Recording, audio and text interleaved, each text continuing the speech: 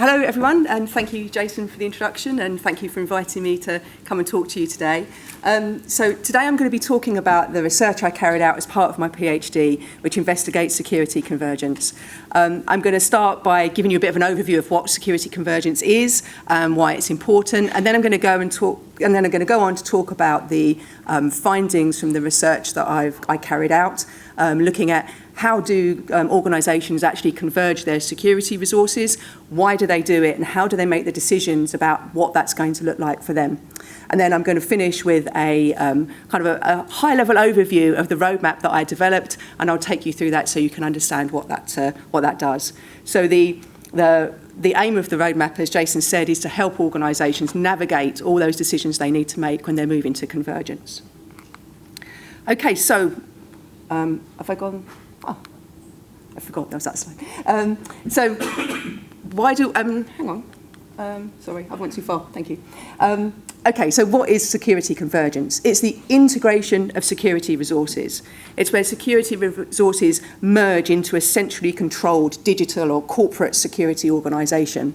Now, the reality is that there's no one universally agreed definition for convergence, but in essence, it's where different security teams collaborate and integrate together with the aim of improving their identification and the understanding and mitigation of security threats that fall between the boundaries of different security disciplines.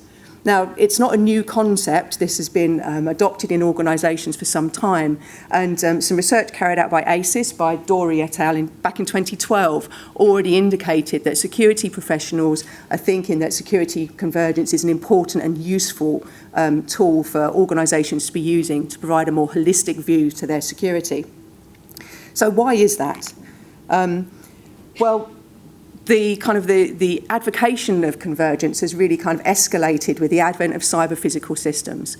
Now, a cyber-physical system is a system or a device that has a physical component, but that also is connected to an organisation's broader networks. This means that if there is an attack on that system, it could have a physical impact for that organisation.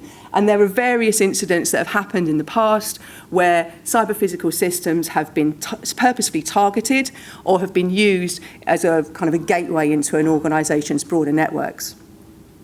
There's been industry reports that demonstrate that the number of hostile groups that are really interested in targeting these systems is increasing. The number of incidents involving these systems is also going up, and that this is something that all organisations should be really aware of.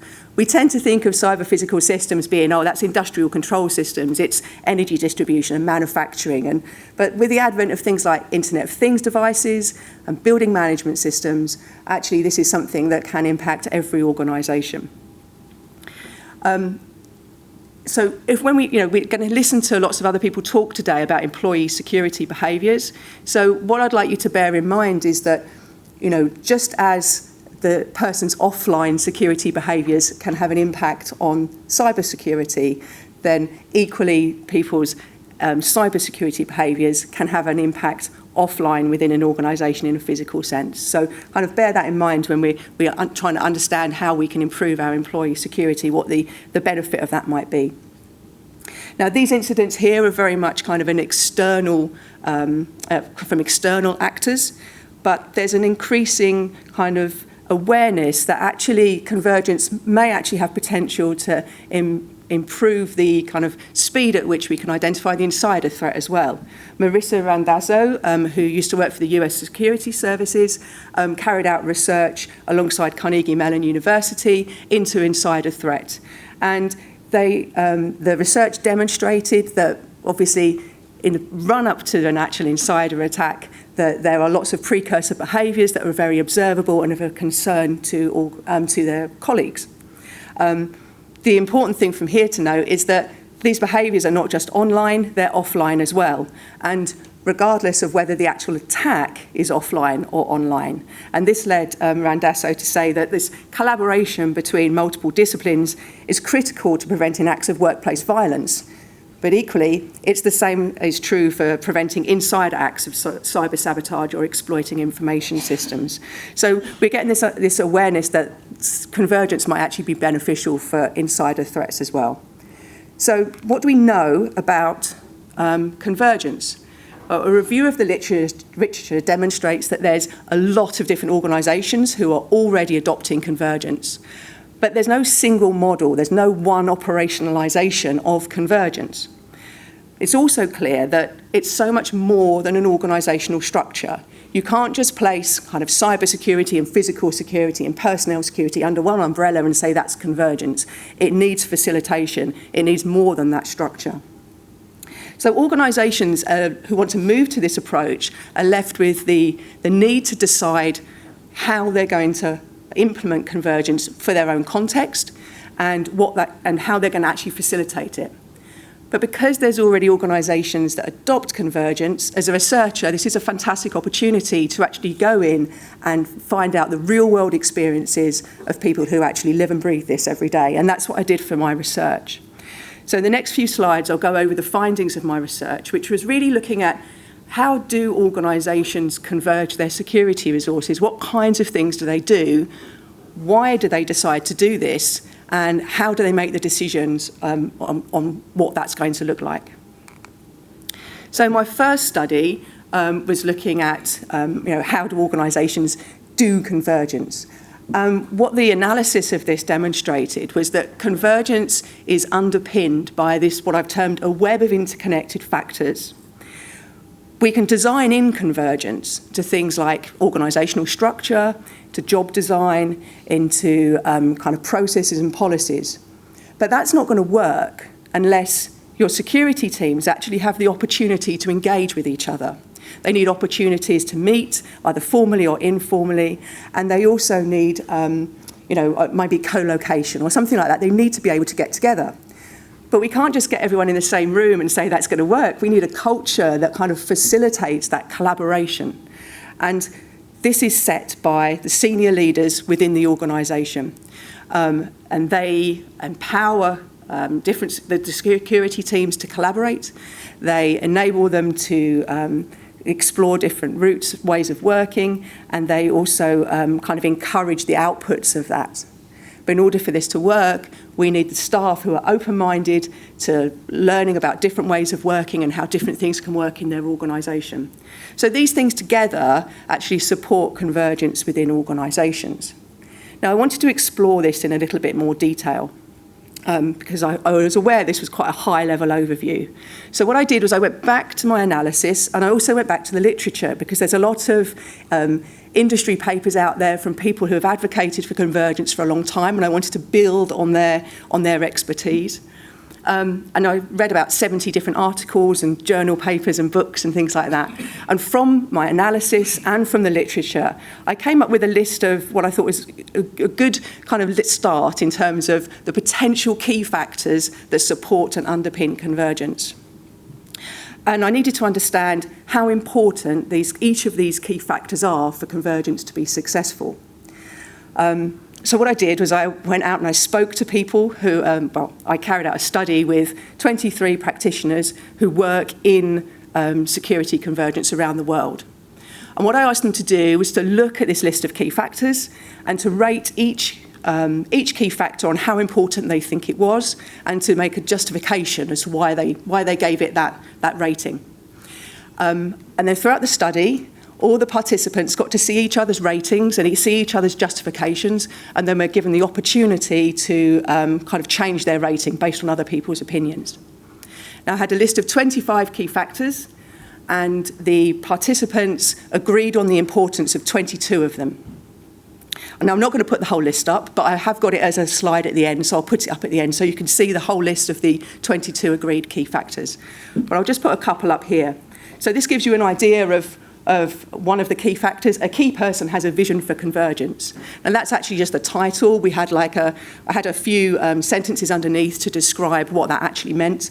And the comment on the right is from a participant. So having a champion who could clearly express the value in convergence and lead the project made a big difference. So that was the kind of comments that we were getting back during that study. And there's another one, the security function has a mindset of collaboration. So none of the organisational stuff will work if the various teams still see themselves as working in discrete stovepipes. So this gives you an idea of the kind of information I was getting and the kind of key factors that we have. So of those 22 key factors that they agreed on, there was a rating scale from 1 to 6, and 21 of those had a rating of 5 or 6, so right up to the very important end of the scale, which really kind of confirms that initial finding that there's a range of things that organisations need to do to help convergence move forward in their organisations. So these first 2 studies really highlight how convergence works. So why do people do it in the first place? What's kind of prompting organisations to do this? So again, I carried out interviews, this time using email, because this was a historical kind of study, asking security people who had been involved in the decision to converge to think back about the decisions that they made. The top line here, performance and efficiency, these were the things that drove people to kind of adopt convergence. They wanted to improve performance and they wanted to improve efficiency. So there might have been an incident in the organisation, or they might have just been aware that they're kind of duplicating effort across the security function. So they wanted to make things better. The second line down is the kind of evidence sources that organisations were using to kind of feed their decision making. So they were looking to other organisations, maybe at events like this where they were talking about their own convergence or through their networks. They were looking to staff to understand what problems they were having and how that can feed into an improvement in how they operate as a security function. They were looking to industry associations for things like guidance and for their forums as well. So a lot of industry associations like ACES have forums that people can engage with. But one of the key things was having this key person. This key person came up time and time again throughout my research. This person who has the vision, but the person who also kind of has that previous experience. And they also play a role, which I'll discuss a bit later. And then there are formal sources like guidance documents and research like this. But what this research also showed was that convergence doesn't happen in isolation, it happens within a broader context, and that's really important for organisations to consider when they're trying to move to a converged approach. And this is what the bottom line is about. So is there an appetite for change in the organisation? It might be that they've just gone through a huge reorganisation process and you're coming up with this idea of convergence. You might have got the timing wrong there. Or it might be that there's a new change coming up and you can kind of piggyback on that. So it's this awareness of how security fits within the broader organisational context, which is so important to kind of get that timing right. And the reason this was important was because you need to kind of sell this idea to the senior leadership teams, like kind of the board level, who are going to sign off on you being able to do convergence in the first place.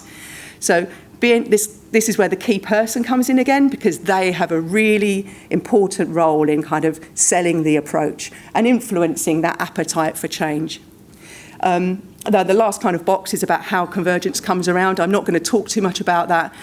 Some organisations it was a very evolutionary process, and others it was very planned. But I think the long and short of it is that convergence is not a tick box. It's kind of a real journey that all organisations go from. You're never quite done. So ask me some questions about that if you want to at the end. So these are my 3 studies, and it kind of really give me a good understanding of how organisations do convergence and why they adopt it and the kind of things you need to consider in the process. So what I wanted to do was to sort of take this information and present it in a way that was going to be useful for organisations, and that's why I developed a roadmap. This is a horrible slide, and I don't actually expect you to read it, because all I wanted you to do is to see the overview of, I can't read it from here. So this is what I developed. So we've got kind of the different areas, and each of those boxes has got a list of questions in it that organisations can ask. This is not a blueprint. This is not, this is how you do convergence, job done. This is something to kind of provoke thought within organisations to help them make more informed and better decisions. I'm not telling them what to do, I'm just telling them how to get there. So I'll just zoom in on one of these. Again, I'm not expecting you to read it, but just to give you an idea of what one of these sections looks like. So, and it's come out badly anyway, but yeah, you can see a whole list of questions just to kind of provoke thought. So what I'll do is I will take it to a little bit more of a skeletal view. So the roadmap at the start, we've got understanding your context. That's the first thing that organisations, the security need to do if they're trying to move to convergence. How does this going to work within your organisation? Is your organisation ready? Then we've got the second layer down, which is what evidence are you going to use? Now, there are 4 different sources of evidence that have been advocated, and this is based on the evidence-based practice framework, for those of you who are interested in that kind of thing. Again, evidence sources from empirical studies, from practitioners, from stakeholders, and from organisational data. And then we've got what kind of implementation design decisions are you going to need to make? And those 3 things will lead to kind of you being converged. And then there's a whole suite of kind of enablers at the bottom, things that kind of make it work, facilitate convergence within your organisation. And then we've got that in the bigger context of the organisation, and then the standard, how are you going to plan for it, how are you going to measure it, and how are you going to evolve it moving forward. So what I'll do now is I'll take you through some of these boxes, and so you get an idea of the kind of questions that are asked. So in terms of context, this goes back to that kind of final study. Is it the right time to be adopting convergence in your organisation? Is there an appetite for change? What other changes are happening? How might they be helpful or a hindrance?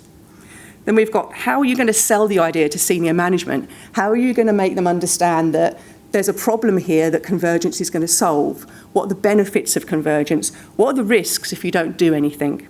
So these kind of questions just to help people understand how they're going to move forward. Then we've got the evidence sources. So if the important thing about this slide is that you can go out and find evidence from different places, but you need to then evaluate that evidence based on the kind of the question you're trying to answer and the context you're trying to kind of implement convergence in. So have a look at the empirical studies, but what participants are they using? Kind of what industries, what kind of techniques did they use? What information are you getting from that? And how can you kind of analyse that a little bit more with a little bit more kind of critique? Then we've got practitioner expertise, so going out to other organisations, industry associations, kind of forums and networks. What kind of information can you get from there? Then talking to the people who are actually going to live and breathe convergence on a day-to-day basis. So how do they think convergence could work? What problems do they see that might be raised raised by moving to convergence? And who of your stakeholders are you going to involve, and when are you going to do that? Because one of the things that's really important is getting buy-in from the stakeholders. If you make a change and you impose it on them, they're not going to buy into it, and you might end up with problems further down the line. So it's really important to engage with stakeholders as early, as frequently as possible. And then there's organisational data. So what do you know about your threats to your organisation at the moment and the risks that you might be experiencing? And how might convergence help with that? What about incidents that you've had or near misses or whatever it might be? How can you use that information to help inform your decision about what you need to do? And then also, what problems are you experiencing? Do you have a lot of duplication across your different security teams that convergence might actually help? Or is there a lot of complexity in your security which makes it really difficult for people outside of security to engage with you? And those kind of questions to understand what problems you've currently got that you can then resolve with by a converged approach. And then we've got design decisions. So what's your organisational structure going to look like? How is that going to facilitate communication?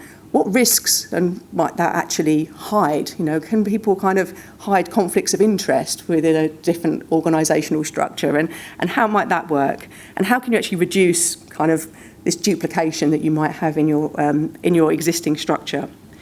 Do you need something like a cross-cutting committee or a forum? And if you do, when are you going to use that, and who are you going to be involved in that? And how often are they going to be involved? And then how might you change your roles and responsibilities in terms of job design, processes and documentation? And then importantly, different security functions within an organisation will have different levels of data. How are you going to aggregate that data? Do you need to? What's that going to look like? How are you going to do that? And who's going to have access to that data and at what times? So a lot of decisions that need to be made up front in order to kind of set up convergence in the first place. And then we have, this hasn't come out very well either, but that's right. And then we have the things that actually facilitate convergence when it's in action. So all these kind of enablers, and a lot of these came through from the kind of the key factors work I did earlier. So this idea of working to a common goal, using standard frameworks if that's appropriate, but then also thinking about your leadership. How can the leadership within security direct convergence and facilitate it? How can they ensure that you've got the right skills within your organisation to implement convergence properly? And then how about the culture? How are you going to instill a culture of improvement, continuous improvement within your security function and collaboration? We have staff. How are you going to help them be open-minded and to communicate effectively, and then give them the opportunities to meet and the training opportunities they need? So all these things will come together. Now, underneath every single one of these boxes, I've got, reams of other information that can actually support this. But just to give you kind of a whistle-stop sort of skeletal view of it, this hopefully has been helpful. So I wanted to validate that roadmap because I used my findings to come up with it, but then I needed an extra sort of validation from people who understand convergence. So I ran 2 online workshops, and there were a mix of participants, people who had lived and breathed convergence for a while, and some who were at the right start of moving to convergence. And I got some fantastic feedback. It was generally incredibly positive, which was great 6 weeks before I submitted. That was very, very comforting. I love your diagram. It captures the essence of the issue really well. So that gave me a really good idea that there was enough there that was actually, I could say it was an accurate, but not necessarily complete vision of convergence. I haven't seen anything like this before.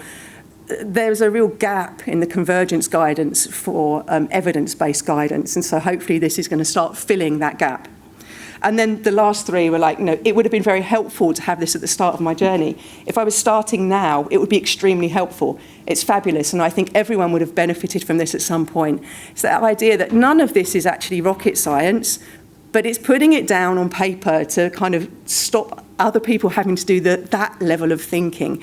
And I spoke to someone since I kind of completely finished my doctorate, and I'd shared the roadmap with him, and he's already been kind of through the convergence process, and he wanted some extra kind of guidance, or to see whether there was any extra guidance. And he said, there was nothing there that I hadn't done, but I couldn't have written it down. So there was a real kind of sense that there's a kind of a need for this, and all I've done is kind of scoop together everybody else's experience and presented it back to them. So that's how you get a PhD, apparently. That is the end of my presentation. Very whistle-stop tour of what I did over the last 3.5 years. The next steps for me are to my research was funded by CREST, and so I'm hopefully going to provide a CREST summary and a CREST briefing of this research moving forward, and then hopefully something a bit more substantial moving forward. So I've got my contact details there, and if you've got any questions, I haven't talked about how I did any of this, so if you want any more information about that, I'm willing to take questions on that. And in a couple of minutes, I'll put up the key factors so you can have a look at them as well. So thank you very much.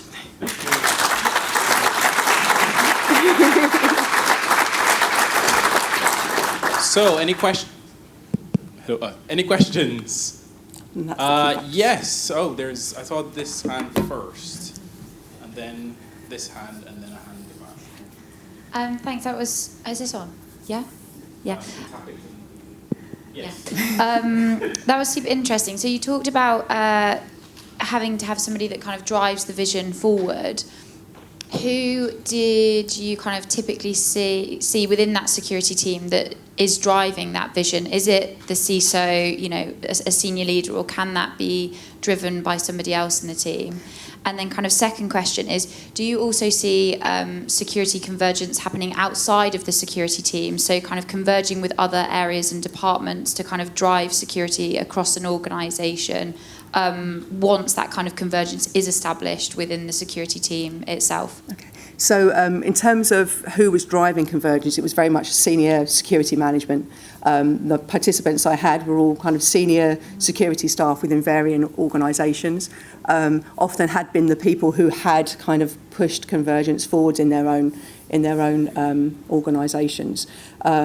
I don't know whether you could kind of do it as a bottom-up approach. It'd be really interesting if, someone who wasn't at that level could then drive it. I know that there were, like in one organisation, there was, someone who wasn't quite so senior, who was very instrumental in it, but he wasn't like the person who kind of did the initial, I've got this vision, I've got this idea of where to move. So it tended to be those at the senior level. And the second question was about kind of convergence outside of security. I don't think, that wasn't what I was looking at specifically, but there was this real need to align whatever security does with the business, because there was, the idea that, you got to enable the business to do what the business needs to do. And in some organisations, there might be different kind of different areas. So you might have a retail sector, you might have something that's a little bit more requiring of heavier security, but they need different security solutions depending on what they're actually doing. So I think it was kind of just being really sensitive that security is kind of the supporting act for the organisation and shouldn't be getting in the way of that. But in terms of pushing it out there to others, I don't. I think that's kind of, it falls more into kind of enterprise security risk management, as I understand it, that kind of almost convergence with the organisation rather than convergence of the security function itself. I'm not sure I've quite answered your question, but... One here. Thank you. You might have actually answered my question partially, but I'll ask it anyway. So, did you see any organisations that were looking to combine not just cybersecurity and physical security, which you spoke about at the start, but other aspects of security in inverted commas? So, things like personnel security, travel security, reputation security, things like that? So that's a really kind of an eye-opening thing for me, was that when I started this journey, I'm not a security practitioner, I'm just a nosy person who's kind of done some work in security and thought, I wonder what happens if. So that's kind of the direction I've come from. So I always thought, it's cyber and physical. But actually, when you start to unpack it, it's so much bigger than that. And a lot of the literature is all about cybersecurity and physical security. But the reality is that organisations who are adopting this are, as you say, doing cybersecurity, physical security, personnel security, risk, business resilience, fraud. There's this kind of whole range of stuff that actually kind of gets pulled in depending on the organisation and their requirements. So this is very much not just about cyber and physical. This is about pulling together security as a whole suite of disciplines within an organisation. And most of my organisations that I spoke to had various elements within them. It wasn't just cyber and physical. So, yeah. Great, thanks. Question over there, and then...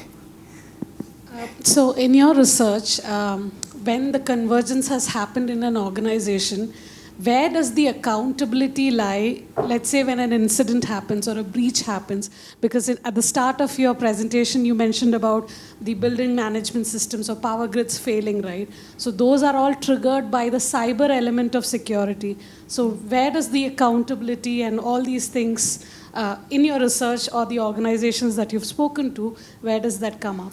To be really honest, I didn't go that far down the route, but that's a really interesting question, and it would have been great to kind of include that as well, that understanding of where does the buck stop, at some point. And I didn't look at that, so sorry, I can't answer that question. Sorry. Thank you. One of your things up here, and also was on an earlier slide, is the security function has a mindset of collaboration. One of the challenges we face is kind of collaboration versus pace, and there are some people that are pro-collaboration and others that are maybe more pro-pace. And I'm wondering how you managed those conversations or barriers to get to a point where you could deliver through convergence. I think that would be very organisational specific in terms of where that kind of... that tension needs to kind of rest in the end. In terms of this was seen as one of the important things, the how you do it and to what extent you do it and what you put in place to kind of ensure that you still get to do what you need to do.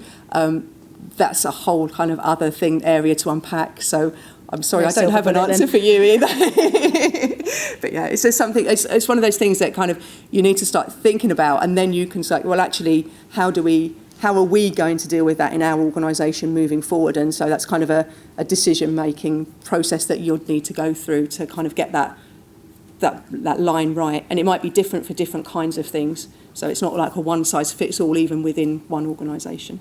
Thank you. Hi, thank you. This is fascinating. Did you speak to any organisations who deconverged?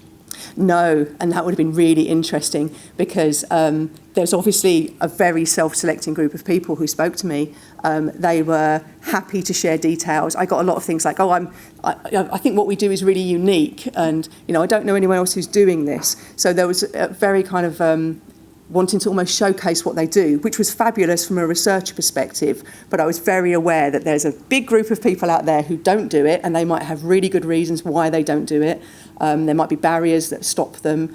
And I know there are some organisations who have adopted Convergence and then have wound it back. So that would be a fantastic research project to do, to understand the differences and whether this would have been helpful or why this wouldn't work. So that's a whole other area of research that would be great to untangle. But maybe we should chat. Oh.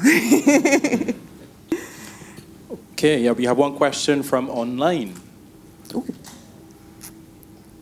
There are people online, I promise. Yeah, I'm not making this up. So just asking some questions from the virtual chat. So Monica asks, how big were the organisations involved in the research? In a big global group of decentralised companies, doing any kind of change process is a challenge.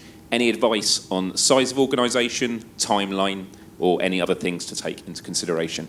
So just a few things. Yeah, just a few things. So a wide variety of organisations were involved in this research. I don't know who to look to because I'm online, sorry. So a lot of organisations were involved in this research, different sizes, from multinationals to smaller companies, but they were all kind of a relatively larger size, I put it that way.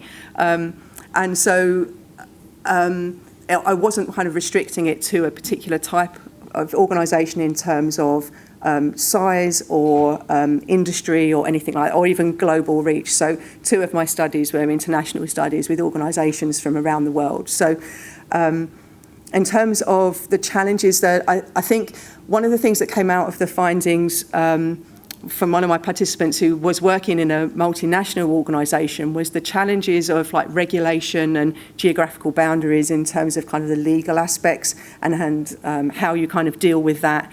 I don't have an answer for how you do that. Sorry, I've got a lot of no answers here, but it was definitely something that came out of the research as something that it's not this isn't going to be a one-size-fits-all. Organisations need to understand their own context, both within the organisation and geographically if they're across different settings. So, but yeah, definitely the legal aspects and the regulation aspects did come out as a problem for multinationals. Great, thanks. Any more questions? Okay, while people are thinking, I have one, which I'm sure you'll be able to answer.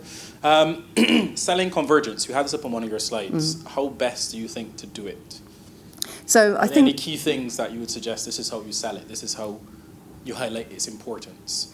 So a lot of the participants I spoke to, some of them, it kind of comes back to how it kind of instantiates within the organisation. So some, it was a very kind of opportunistic approach. They didn't need to sell it. They were kind of or other restructuring things that happened, and they said, well, actually, that person could really kind of come in here, and that group could come in here. So it's kind of a very organic, kind of opportunistic way of moving to Convergence. And so in that case, there kind of wasn't the big sell. That was just a more kind of a very specific, smaller sell, depending on what other changes were going on. For other organisations, it was very planned. So and I think that sounded like we're going to converge because we've had this incident, so that made it very easy to sell. We need to do it differently. It's going to happen in this time frame. But then I would argue that they probably weren't actually, they were just doing the organisational structure side of it. The convergence of the hearts and the minds is probably something that takes a lot longer. But how to sell it, I think you need to understand what the kind of organisational data is that you've got that can help kind of identify the problems in terms of we're duplicating this effort, we're inefficient, we're the senior leadership team don't know who to speak to when they want to talk about security things. So there's that kind of, we're going to make life easier by having like a one-stop shop. And I think that's one way of selling it, just to simplify security from those on the outside who need to engage with it. And then, so there's the problems within the organisation, and then there's the benefits of it in terms of, you don't have so many different processes to manage and maintain and things like that. So there's kind of various ways, and I think it depends on, again, it will depend on the organisation. But yeah. Okay, great. Any last questions? No? Okay, well, thank you very much.